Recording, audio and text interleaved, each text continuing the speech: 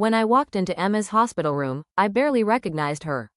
She looked exhausted. There were bandages on her arms, bruises on her face, and machines quietly monitored her heartbeat. The room was silent except for the steady beeping of the heart monitor. When she saw me, tears filled her eyes. "You came." I grabbed her hand. "I told you I wasn't going to stop looking." She smiled through the pain. "I knew you wouldn't." For a few minutes, neither of us said anything. We just sat there. Finally, two detectives entered the room.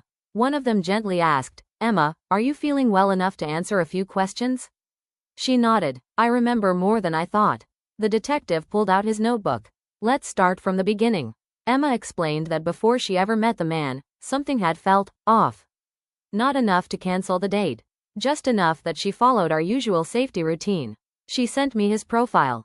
His name. His photo. His meeting location. She even joked before leaving, saying, "Do your famous background check." I smiled sadly. I wish I'd found something sooner. Emma shook her head. "You did everything right." She explained that during the evening, she realized the man wasn't who he had claimed to be online. His stories kept changing. Simple questions had different answers every time.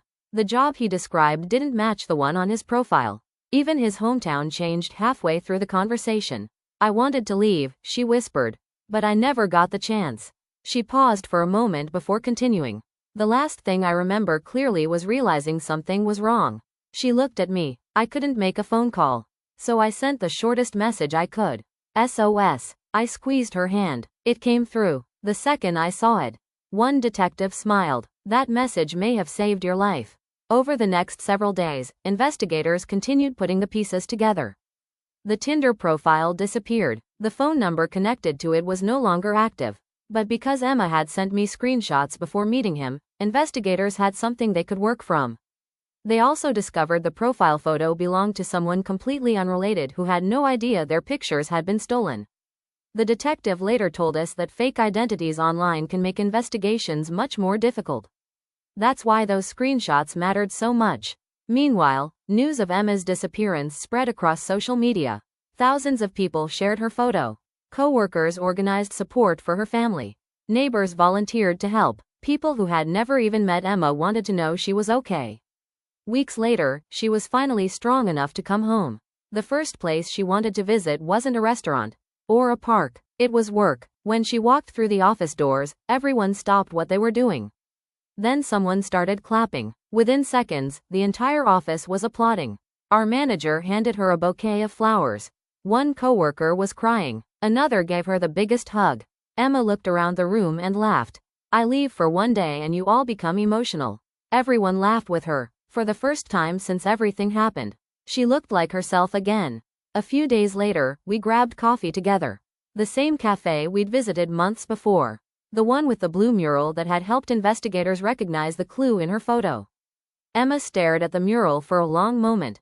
"You know what's crazy?" "What?" "I almost didn't send you anything before that date." I looked at her. "What changed your mind?" She smiled. "You." "Me? You always tell me that if something feels even a little off, tell someone where you're going." I laughed. "I say that all the time. And now I know why." We sat there quietly for a minute. Then Emma looked at me and said something I'll never forget. "Sometimes people think asking someone to check in on them makes them look weak." She shook her head. "It doesn't. It means someone will know where to start looking if something goes wrong." Months later, Emma had completely changed her approach to meeting new people. She always shared her plans with family or friends. She checked in before and after dates. And she encouraged everyone she knew to do the same.